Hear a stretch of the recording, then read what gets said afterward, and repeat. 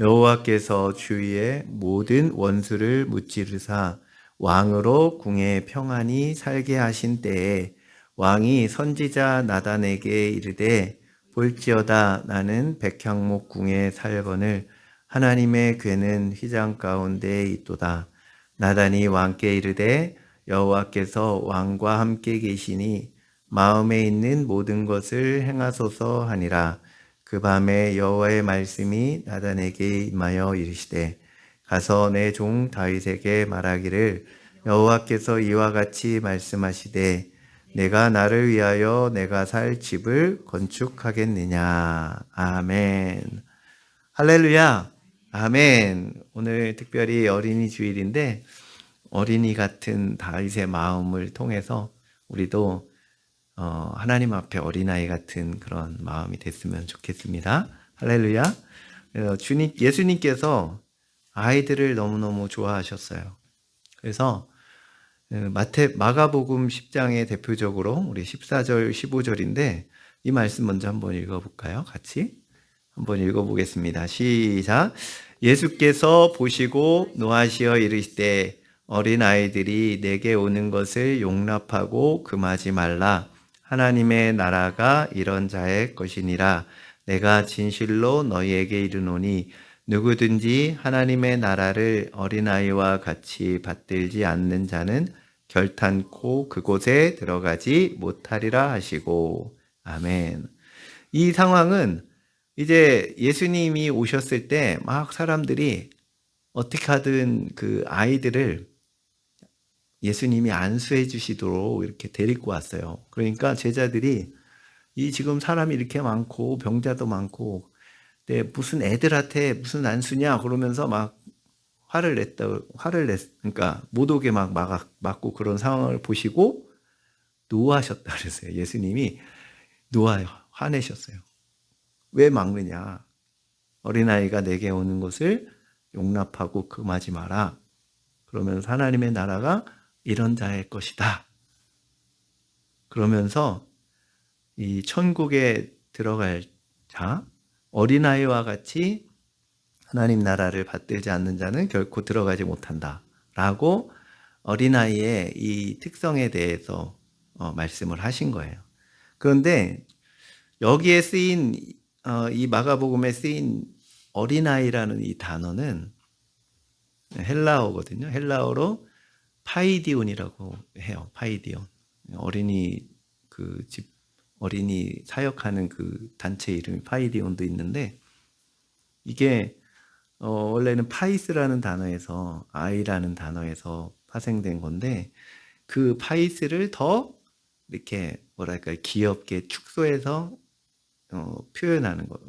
우리나라 말로 말하면 뭐 팔짝팔짝을 폴짝폴짝으로 표현하잖아요.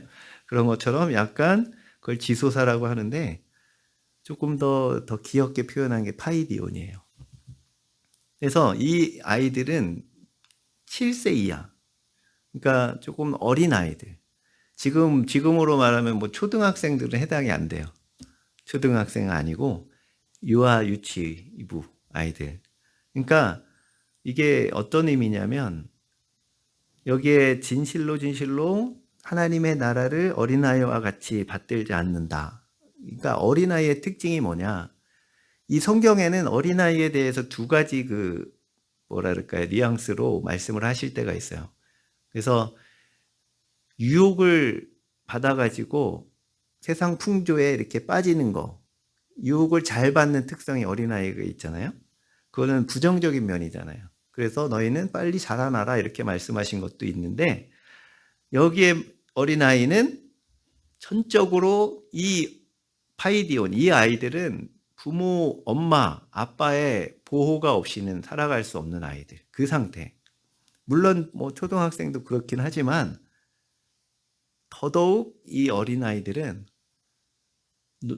절대 부모님 없이는 보호 없이는 살아갈 수 없고 그리고 그 아이들도 부모님을 엄마 아빠를 떠나서는 살 수 없다는 것을 본인들이 잘 알기 때문에 엄마 아빠에 떨어지는 거에 대해서 엄청난 두려움이 있고 특히 갓난아이들은 그 엄마를 잡는 그 젖먹을 때 그 힘은 엄청나다고 해요.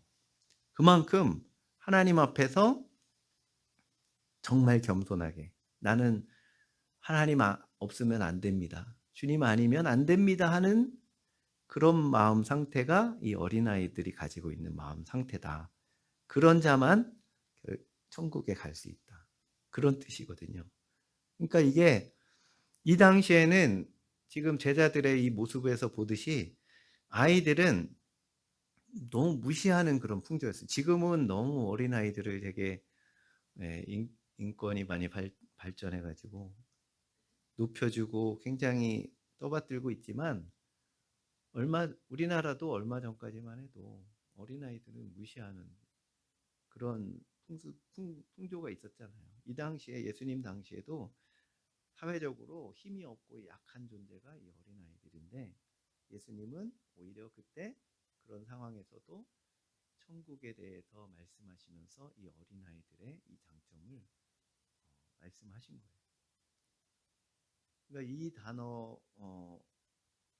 단어와는 다른 표현을 쓴 구절이 나오는데 예수님이 이제 부활하셔서 제자들이 예수님이 십자가에서 죽으시고 실망해가지고 나는 이제 고기 잡으러 간다 그러고서 예수님이 부활하신 예수님을 만나 뵙고도 그냥 낙심해가지고 자기 고향으로 갈릴리로 가가지고 고기를 잡고 있었어요. 그때 예수님이 그 바닷가에 오셔서 요한복음 21장 5절에 이렇게 얘기해요. 같이 한번 읽어볼까요? 같이 시작. 예수께서 이르시되 얘들아 너희에게 고기가 있느냐 대답하되 없나이다 라고 하시니까 이 사도 요한이 예수님이다 그러니까 베드로가 막 물로 첨벙 뛰어들어가지고 막 헤엄쳐서 나오잖아요. 그리고 모닥불을 피워놓으시고 고기를 구우셔서 이렇게 제자들에게 먹이시면서 베드로에게 묻는 장면이 이 디베레 바닷가에서 나오는데 여기에 얘들아 한 이 표현 있잖아요. 이 단어가 바로 파이디온이에요. 그러니까 제자들을 향해서 예수님이 뭐라고 부르셨다고요? 얘야 어린아이로 그러니까 취급하셨다. 그러니까 제자들이 다 성인이잖아요.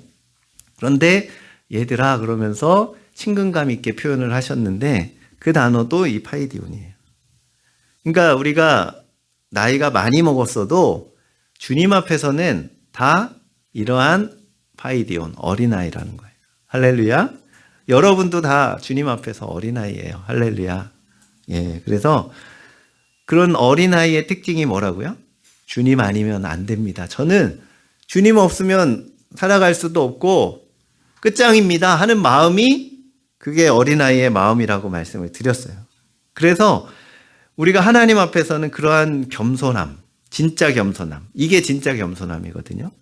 그러한 마음을 순수한 마음을 소유하게 되시기를 주님의 이름으로 축복합니다. 그래서 아무리 나이가 먹어도 100살, 1000살이 돼도 우리는 주님 앞에서는 어린아이예요.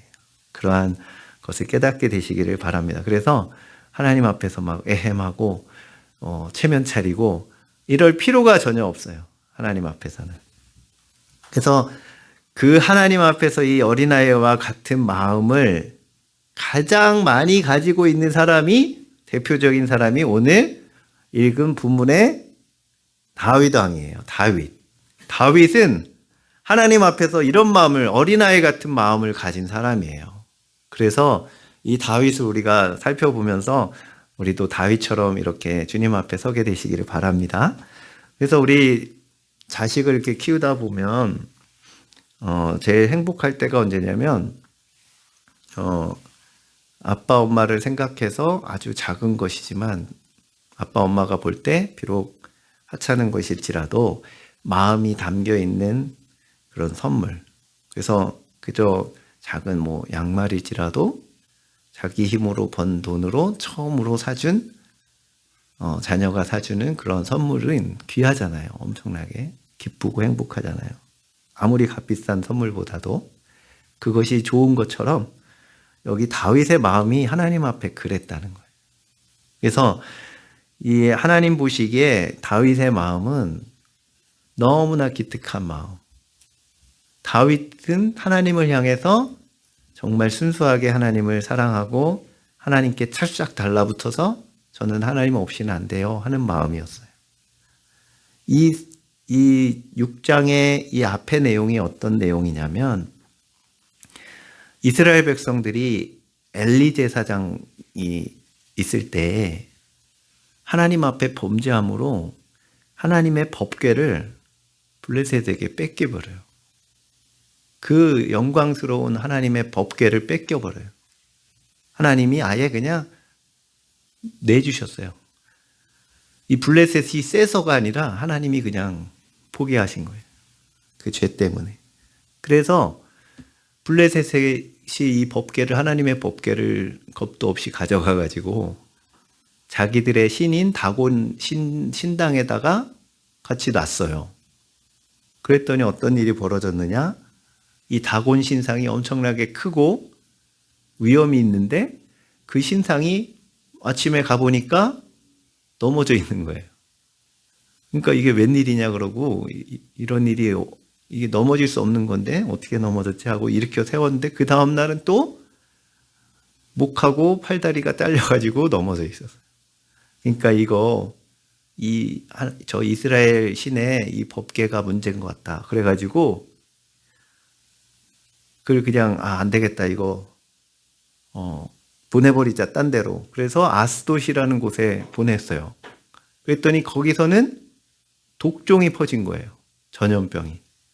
그래가지고 왜 우리한테 이걸 줘가지고 이 아스돗에서도 이러한 일이 있냐 그래가지고 이게 보낼 때마다 어떻게 했냐면 한 번도 멍에를 매지 않은 소한테 새 수레에다가 이걸 담아가지고 이제 놔두면 소가 제멋대로 가잖아요. 그렇게 해서 보낸 거예요. 그랬더니 이번엔 가드에 갔어요. 가드에 갔더니 거기서도 종기가 퍼져가지고 난리가 나고 벳세메세라는 곳에 갔더니 거기에다가 이게 뭔 일인가 궁금하다 하고 들여다보다가 70명이 그 자리에서 즉사하는 일이 벌어지고 이 하나님의 영광이 막 하나님의 법궤를 통해서 나타나는 거예요. 그러다 보니까 안 되겠다 해서 그냥 이스라엘로 돌려보내자 그래서 아비나답의 집에 이제 오게 됐어요. 근데 거기에서 오랫동안 머물었어요. 오랫동안 하나님의 법궤가 거기 있었는데 이 아비나답은 하나님을 두려워하지 않았던 사람인 것 같아요. 거기에 아비나답의 아들이 나중에 여러분 잘 아시는 우사거든요. 이제 다윗이 이 하나님의 법궤를 왕이 돼가지고 찾아와야겠다 해가지고 수레에다가 싣고서 오는데 이 소가 뛰면서 출렁거리니까 하나님의 법궤를 잡다가 그 자리에서 즉사를 해요. 그러니까 다윗이 두려워가지고 그냥 오는 길에 아무 데다나 놨는데 그게 어디냐면 오베데돔이라는 사람의 집이에요. 근데 오베데돔은 하나님을 경외해서 정말 두려움과 떨림으로 이 법궤를 가지고 있었어요. 목숨 걸고 그잖아요. 그러한 일들이 있었으니까. 그래서 다윗이 레위 사람들 제사장들에게 물어봐서 왜 그런 일이 있었느냐 해서 하나님의 방법대로 옮기지 않아서 그렇다. 새 수레가 아니라 레위인이 직접 메고서 옮겨야 된다. 하나님이 그렇게 명령하셨으니까 하는 것을 알고 다시 이제 오베데돔의 집이 3개월 만에 엄청난 복을 받았다는 소문이 왕궁까지 들린 거예요. 하나님이 복을 주셔서 그 오베데돔의 이 법궤가 있는 오베데돔의 집이 엄청난 복을 받았다는 소문을 들어요. 그러니까 다윗이 안 되겠다. 빨리 다시 모셔와야겠다. 그러고 레위인을 시켜가지고 하나님의 법궤를 드디어 다윗 왕궁으로 모시게 됩니다. 그런데 결국은 성전이 없기 때문에 성막에다가 여기에 표현된 휘장 가운데 법궤를 모시게 돼요. 그러니까 하나님이 이 다윗이 하나님의 법궤가 이 휘장 가운데 있는 걸 보고 어떤 마음이 들었다 그랬죠? 오늘 읽은 말씀에 나는 백향목 궁에 산다. 이 백향목이 얼마나 좋은 나무인지 레바논의 백향목, 이건 엄청나게 유명한 나무거든요. 그 백향목궁, 그리고 금과 모든 시장이 돼 있는 이 넓은 왕궁에서 나는 사는데 하나님의 궤는 휘장 가운데 있다 하는 게 다윗의 마음이었어요. 너무너무 안타까운 마음. 이 마음을 하나님이 너무너무 예쁘게 보신 거예요. 그래서 다윗이 이제 나는 백향목궁에 사니까 하나님의 궤도 하나님의 성전을 멋지게 져서 거기에 모셔야겠다라고 나단 선지자에게 하나님께 여쭤봐 달라고 했을 때 하나님이 이 다윗의 마음을 받으시고 뭐랄까요? 이게 뒤에 5절 이후에는 그런 내용이에요. 하나님이 어떤 내용이냐면 한마디로 야, 내가 다윗아, 내가 호화로운 성전을 원했으면 진작에 그렇게 하도록 시켰을 텐데 그게 중요한 게 아니란다, 다윗아. 그러면서 그래도 이런 마음을 먹은 사람이 이때까지 없었는데 참 기특하구나 하는 그런 말씀이에요. 네가 어찌 내가 거할 그런 처소를 짓겠느냐 하면서 그 뒤에 엄청난 복들을 8장도 그런 복들이에요. 다윗에게 복을 주세요. 그래서 블레셋을 쳐서 항복시키고 메덱 암마라는 곳을 점령하고 모압을 쳐서 또 종으로 삼아서 조공을 받고 또 소바왕 다메섹 아람으로부터도 조공을 받고 온 주변의 나라에 명성이 떨쳐져요. 다윗이. 그런 내용이 8장에 나와요.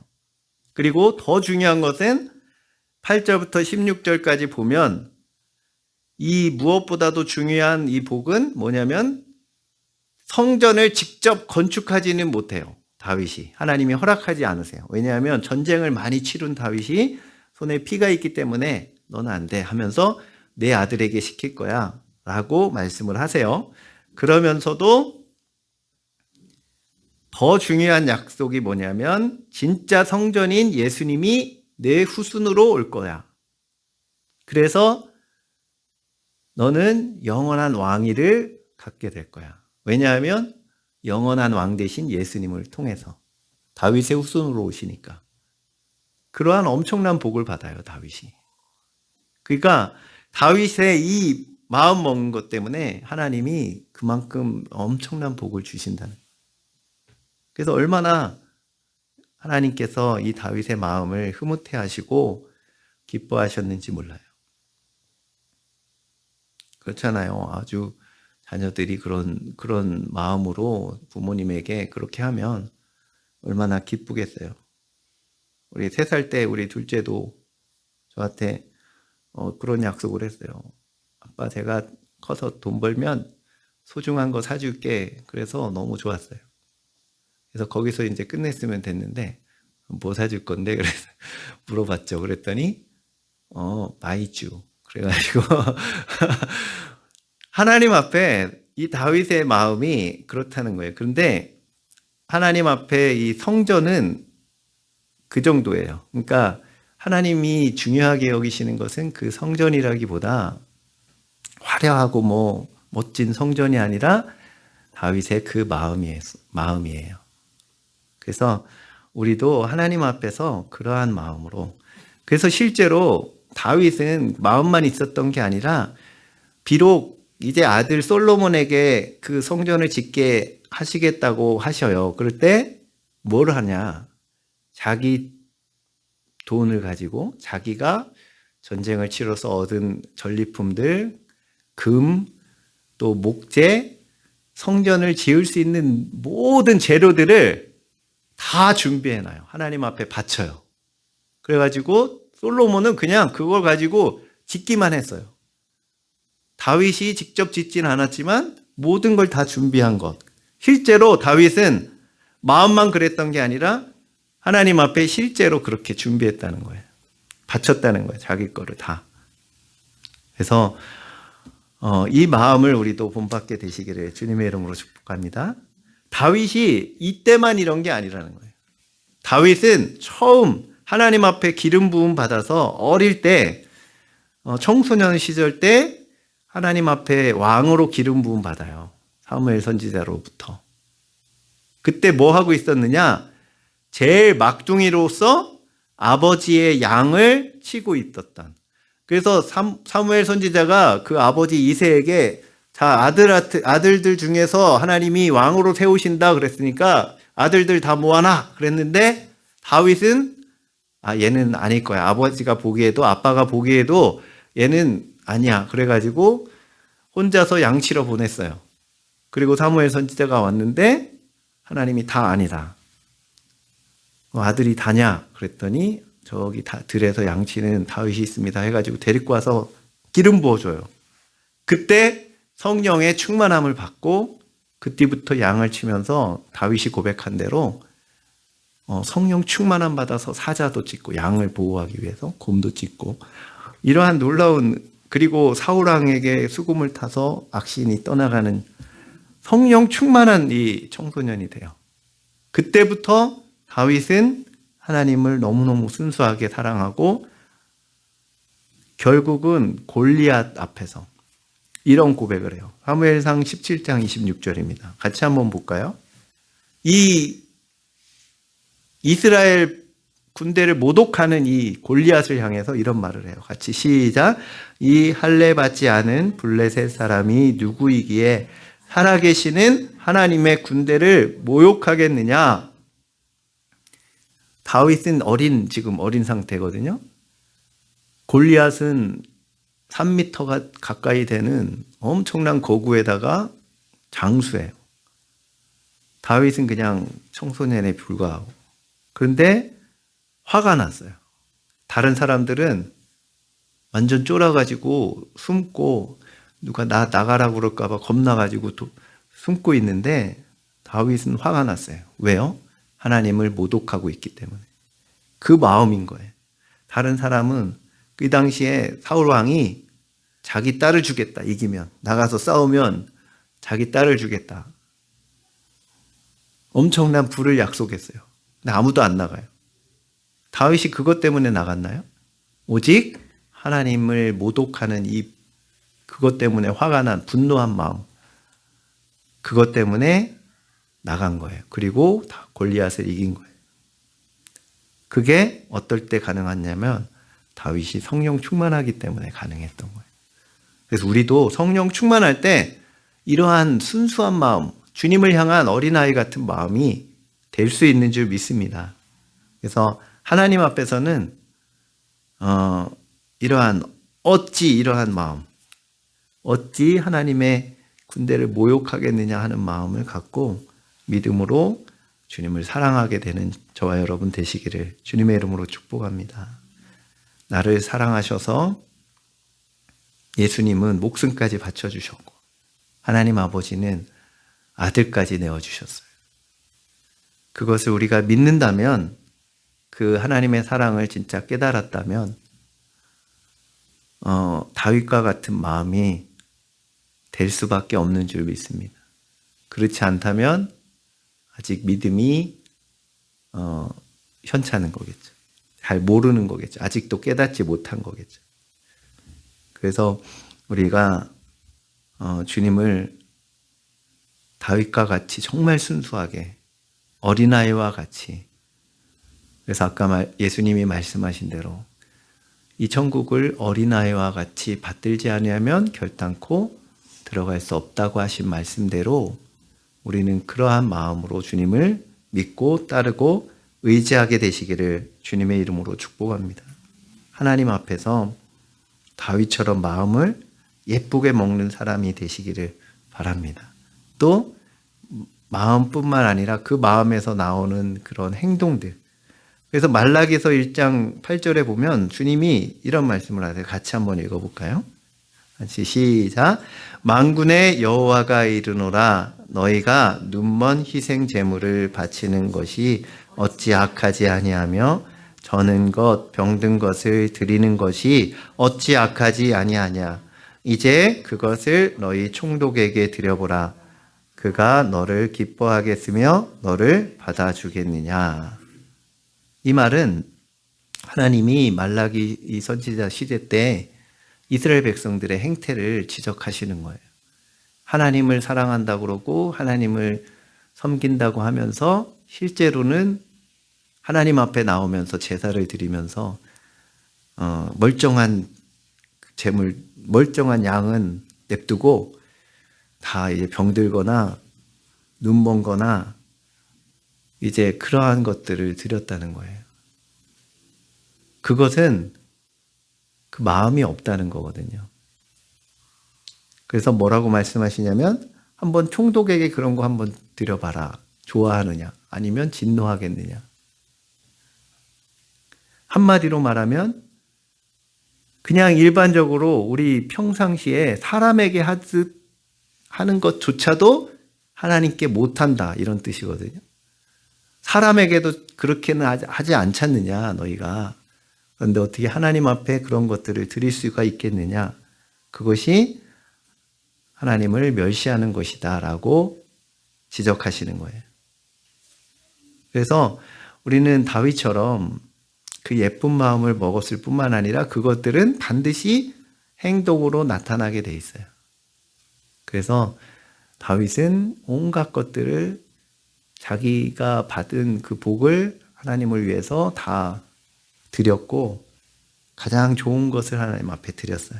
그러한 믿음으로 그러한 나에게 있어서 가장 좋은 것, 그것이 하나님 앞에서는 아무것도 아니지만 하나님은 이 만물의 주인이신데 우리가 아무리 좋은 것을 드려봤자 그게 뭐가 하나님 앞에 좋은 것이겠어요. 그러나 사랑하는 마음으로 하나님의 자녀인 우리가 드리기 때문에 하나님이 받으실 때에는 너무 소중한 그런 것이 되는 거예요. 그래서 다윗의 이 마음이, 이 성전 건축을 하려는 마음이 하나님 보시기에 너무 예뻤어요.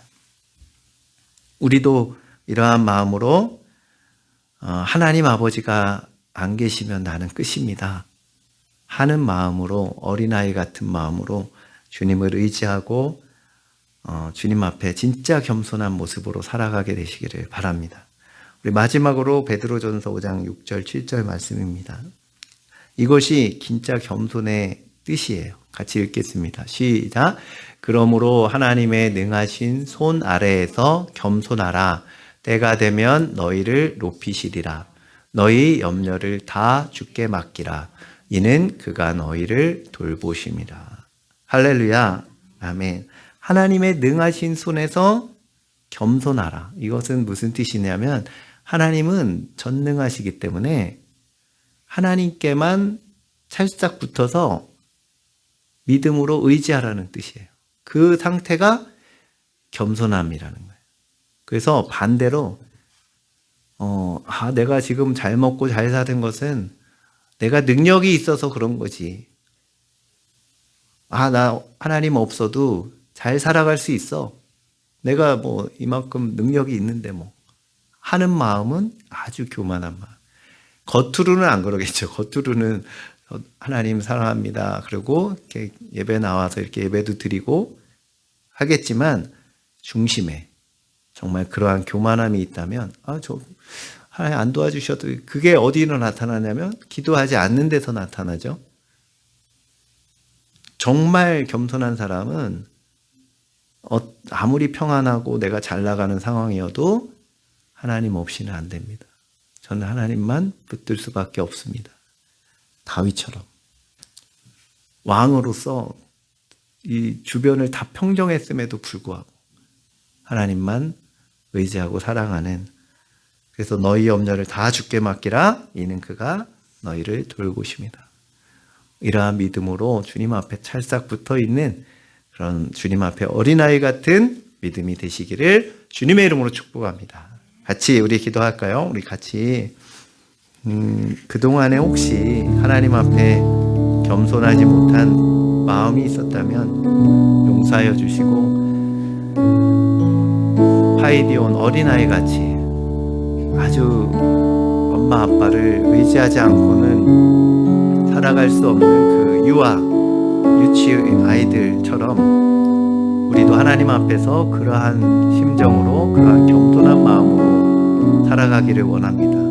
저는 주님 없이는 살아갈 수 없습니다 하는 그러한 심정이 되게 해달라고, 다윗처럼 성령 충만함 받아서 그러한 마음이 되게 해달라고, 순수하게 주님만 사랑하는 마음이 되게 해달라고 같이 기도하겠습니다.